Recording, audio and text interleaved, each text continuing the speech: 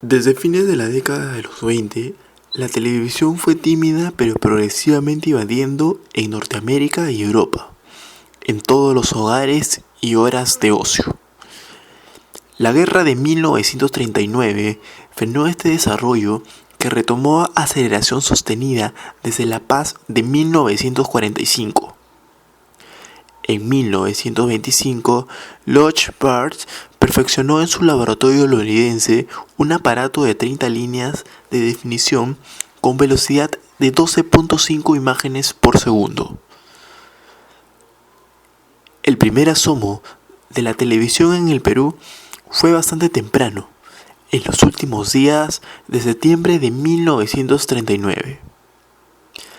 La RCA distribuyó 10 receptores por la ciudad, uno en el Palacio de Gobierno para el uso del presidente Manuel Odría, otro en el Colegio Guadalupe, sede de una exposición técnica, otros en el Parque Salazar de Miraflores, también en los hoteles Bolívar, Crillón y en redacciones periodísticas de Lima.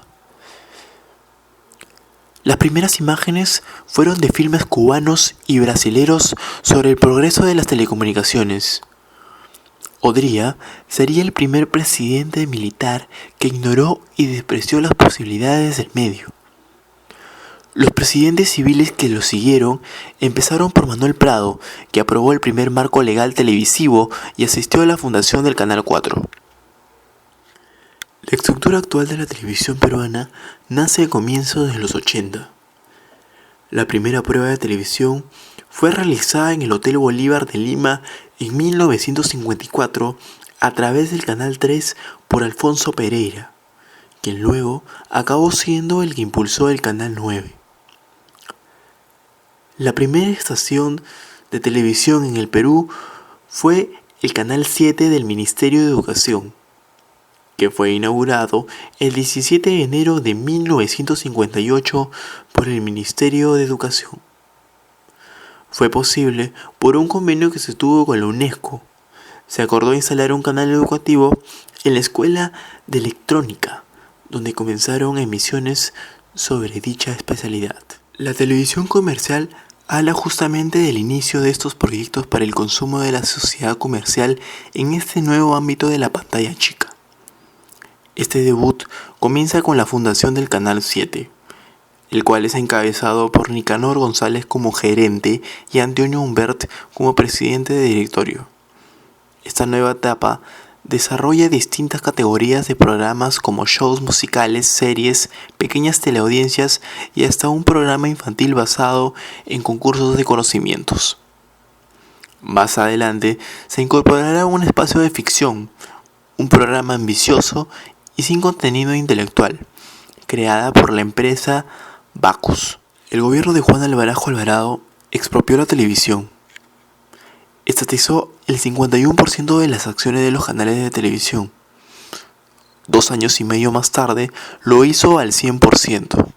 Tras el impacto de la invasión a la televisión peruana, Panamericana y América cayeron en la cuenta de que sus labores no cambiaban en absoluto. Años después, en la programación peruana ya se podían ver noticieros como 24 horas. Asimismo, novelas que iban a todo público.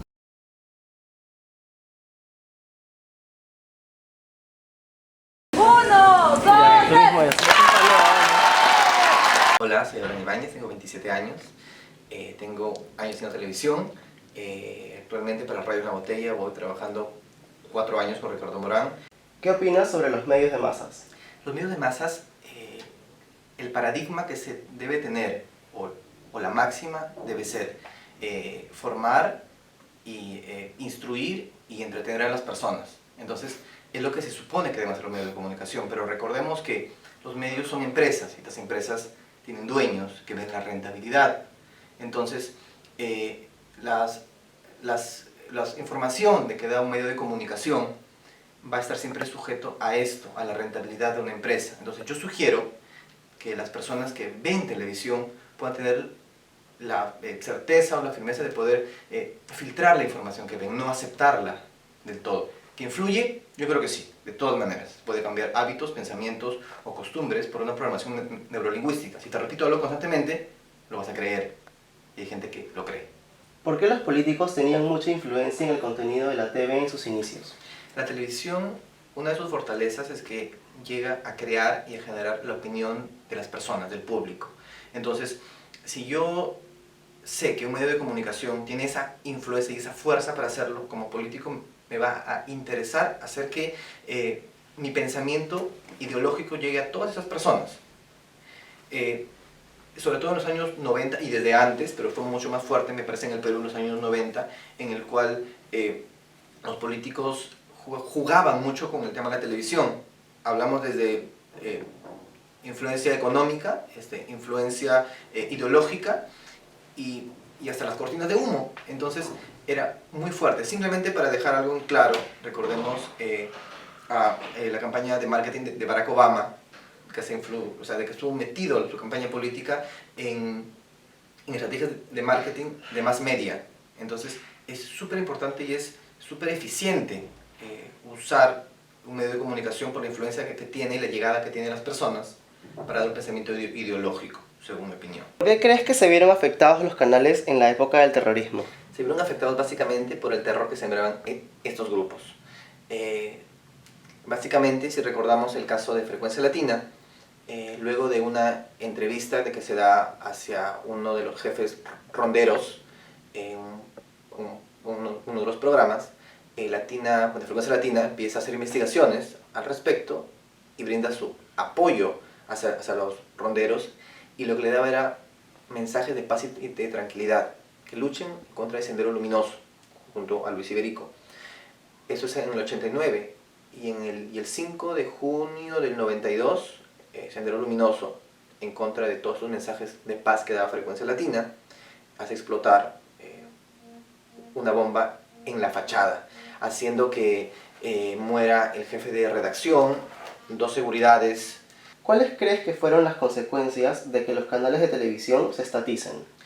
Los canales en el Perú, según la historia, se estatizan en el 71 con Juan Velasco Alvarado.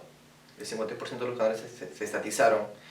Pues las consecuencias era que el pensamiento del gobierno de turno se daba en todos los canales. Era como que un solo de canal general, de que diga lo mismo, que exprese lo mismo, y no había libertad de pensamiento o de reflexión o crítica a las personas. Entonces, eso no es lo adecuado. Ya luego, cuando está Belaunde, el gobierno de Belaunde, ya se privatizan una vez más los canales, que son así como los tenemos hasta el momento.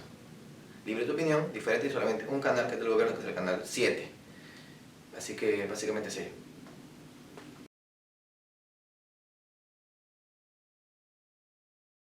¿Qué diferencias notaste en los programas de televisión antes y después que las estatizaron los militares? Bien, la diferencia es muy notoria. En el tiempo de los militares había un control estricto en las noticias, ¿no? Todo estaba controlado, por lo mismo que era un gobierno militar. Después, ya con la democracia, hubo más libertad de expresión. ¿Cómo catalogas tú la televisión basura? La televisión basura es muy dañina, tanto para la niñez, la juventud, en sí para el ser humano es muy dañina, no le hace bien para nada a cualquier persona. Actualmente este tipo de televisión podríamos decir de que es como una cortina de humo, si se quiere decir, para la política, ¿no? Actualmente no hay programas educativos. Es lamentable que no exista en la televisión peruana programas que verdaderamente llenen, ¿no? Y de alguna forma dirijan, ¿no?, a la juventud, sobre todo, a mejorar.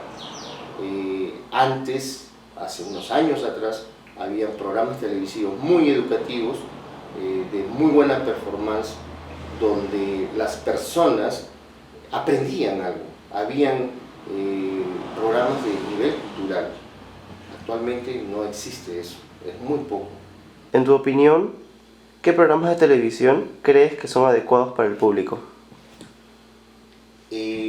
Para un público en general, ¿no?, los programas de televisión que son adecuados para el público, por ejemplo, podría ser el Doctor TV, ¿no? Que es un programa muy de nivel, muy educativo. Se aprende mucho en la parte de lo que es salud, por ejemplo, que hoy en día se necesita mucho, ¿no? Como es de conocimiento, hay muchas enfermedades que a veces no sabemos de qué provienen, pero con este tipo de programas nos previenen, ¿no? De asimismo, hay otros tipos de programas donde aprendemos de historia, de lenguaje, inclusive de mucha lógica, que es muy necesaria hoy en día. ¿Qué opinas sobre los medios de comunicación de masas? Actualmente, en general, podríamos decir de que hay muchos programas que se transmiten a determinadas horas del día, donde todavía tenemos a los niños, ¿no? En una etapa de niñez, de escolar, ¿no? O de la misma juventud, que son muy obscenos, ¿no? Antes no había eso en la televisión.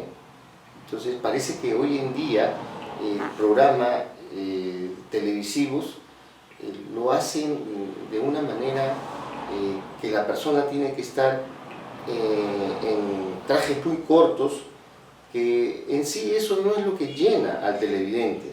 Lo que le llena al televidente es la forma, la manera cultural, la manera, digamos así, de transmitir un buen arte, ¿no? Una buena cultura. Por el hecho de hablar a veces jergas, lisuras, los mismos chistes que se presentan en la televisión son agresivos.